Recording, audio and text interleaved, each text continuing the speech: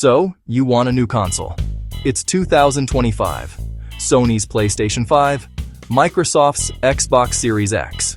They've been on the market for half a decade. The initial launch hype has settled. The supply chain issues are a distant memory. Both platforms have built up impressive libraries and refined their features. This isn't just about picking a machine to play games on. It's about choosing an ecosystem that will be your entertainment hub for years to come. The decision you make today will shape the digital worlds you explore. It will shape the communities you join. It will shape how you experience the next generation of interactive entertainment. It's a significant choice, but, a good one to have. Price points for both the standard PlayStation 5 and the Series X are more competitive, often similar. So the choice is less about initial cost and more about long-term value. Consumers now have a clearer picture of what each brand stands for.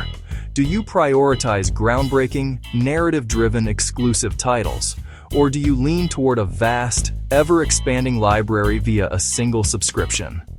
This is the central question defining the console debate today. It moves beyond raw hardware specs into user experience and content philosophy. For many, this choice is deeply personal, tied to years of brand loyalty and libraries of games. For others, it's a chance to jump in for the first time or switch allegiances. Let's talk specs, but let's keep it simple. Both the PlayStation 5 and the Xbox Series X are built on very similar custom AMD architecture, featuring powerful CPUs and GPUs. On paper, the Xbox Series X boasts a slight advantage in raw graphical processing power measured in teraflops. In the real world, this can translate to more consistently stable frame rates at high resolutions or slightly more headroom for developers pushing visual boundaries.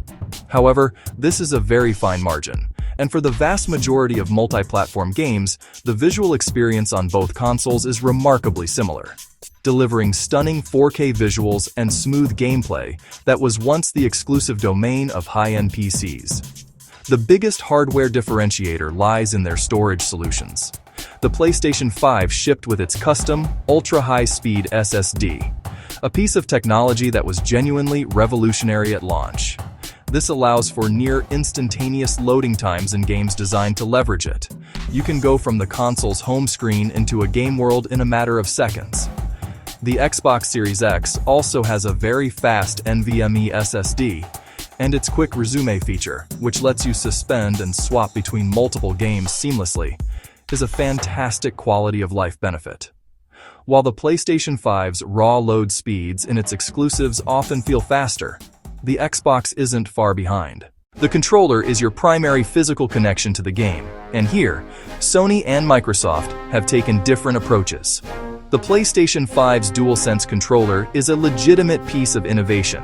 Its advanced haptic feedback provides nuanced vibrations that can simulate textures like sand or metal, while the adaptive triggers can create resistance, making you feel the tension of a bowstring or the kick of a firearm.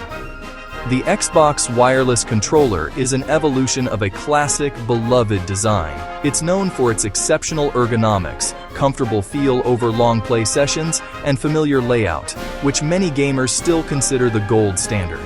Now for the most important part, the games. This is where the two platforms truly diverge. Sony has built its reputation on delivering high-budget, critically acclaimed, single-player exclusive titles. If you are a gamer who lives for these epic, narrative-driven adventures that you can't play anywhere else, the PlayStation 5 makes an incredibly strong case for itself. These are the games that often define a console generation and create lasting memories for players. Microsoft's strategy, on the other hand, is centered around value and choice, embodied by its flagship service, Xbox Game Pass.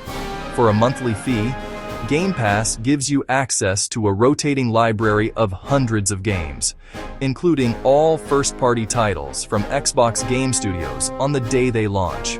This Netflix for Games model is arguably the best value in gaming today, allowing you to discover and play a massive variety of titles without buying each one individually. Backward compatibility is another key area where Xbox has a clear lead. The Xbox Series X is a fantastic machine for playing games from previous Xbox generations, often with higher frame rates and resolutions. The PlayStation 5 offers excellent support for most PS4 games, but has very limited native support for PS3, PS2, or original PlayStation eras. So, after 5 years on the market, which console should you buy in 2025? The answer depends entirely on the kind of player you are. There is no single best console, only the console that is best for you. Choose the PlayStation 5 for its exclusive games and innovative DualSense, distinctly next-gen, cinematic experiences.